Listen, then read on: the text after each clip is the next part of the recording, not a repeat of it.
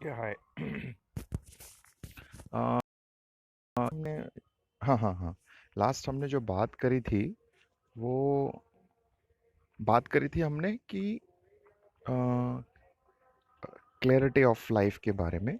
हाँ, तो clarity of life के बारे में जब हमने बात करी तो हमने यही बोला कि अ, जब हमें ये क्लैरिटी मिल जाती है तो फिर हमारे एक्शंस जो हैं वो राइट हो जाते हैं, है ना।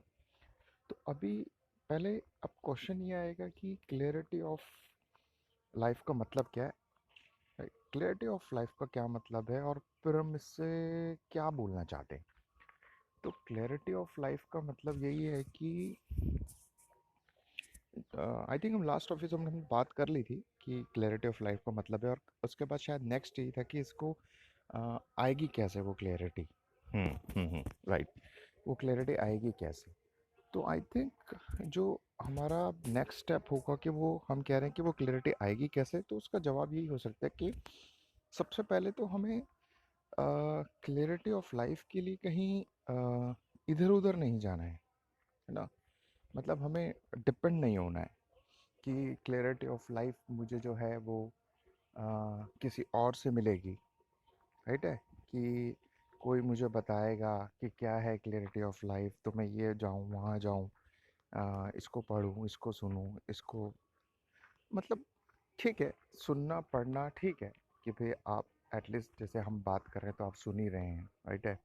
तो उसको पढ़ना, सुनना वो सब ठीक है। बट एक्चुअल में क्लैरिटी तो आपको खुद को ही लेनी पड़ती है। एंड ऑफ द डे अ, अगर मैं बात करूँ moral of the story, end of the story की, तो वो तो आपको ही लेनी पड़ेगी, है ना? तो हाँ, हाँ, तो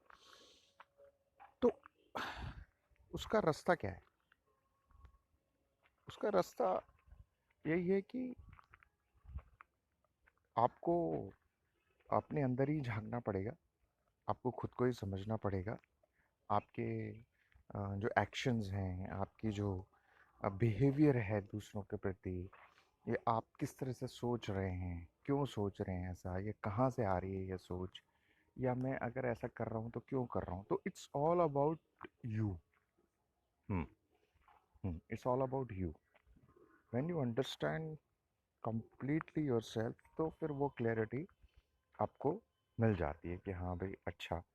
और सबसे बड़ी बात ये है कि जब आपको अपने हिसाब से क्लैरिटी मिल जाती है, अपने हिसाब इन द सेंस अपनी खुद के बारे में,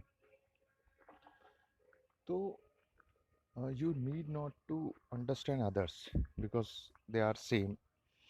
तो फिर आपके लिए बहुत आसान हो जाता है, क्योंकि हमारी जो पूरी लाइफ है देखा जाए तो वो हमारे रिलेशनशिप्स के अराउंड ही घूमती है।